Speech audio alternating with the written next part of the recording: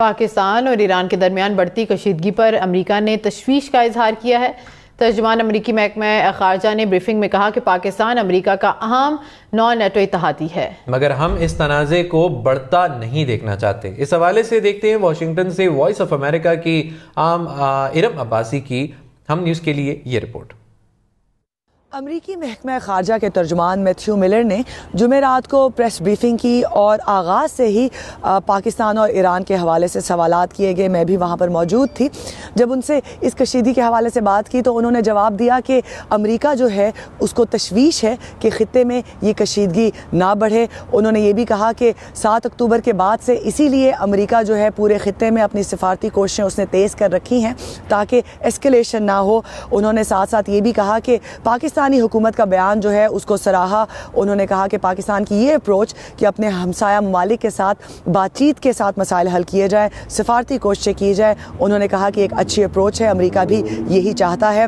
Matthew Miller نے پھر ایران پر یہ الزام بھی لگایا کہ وہ خطے میں ان عناصر کو فنڈ کر رہا ہے جو کہ انتشار پھیلا رہے ہیں۔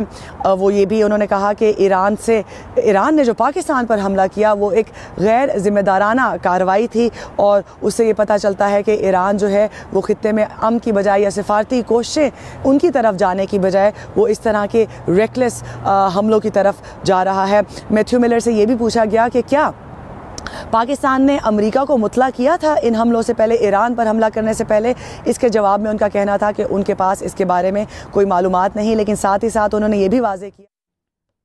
Welcome back. شمالی کوریا نے زیریاب جوہری ہتھیاروں کے نظام کا تجربہ کیا ہے۔ شمالی کوریا کے سرکاری میڈیا کے مطابق تجربہ جنوبی کوریا، امریکہ اور جاپان کی مشترکہ فوجی مشقوں کے خلاف احتجاج کے طور پر کیا گیا ہے۔ شمالی کوریا نے زیریاب جوہری ہتھیاروں کے نظام کا تجربہ کیا ہے۔ شمالی کوریا کے سرکاری میڈیا کے مطابق تجربہ جنوبی کوریا، امریکہ اور جاپان کی مشترکہ فوجی مشقوں کے خلاف احتجاج کے طور پر کیا گیا ہے۔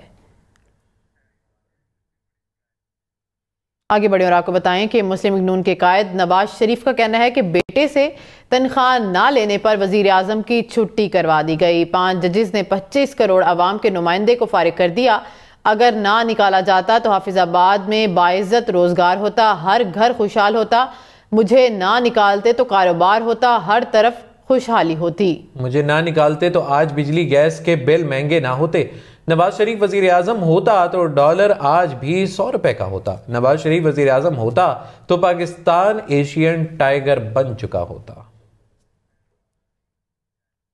جبکہ بلاول بھٹو نے کہا کہ شیر کسی اور کو کہتا ہے کہ مخالف کو جیل میں ڈالو، ان کا نشان چھین لو پھر مقابلہ کروں گا۔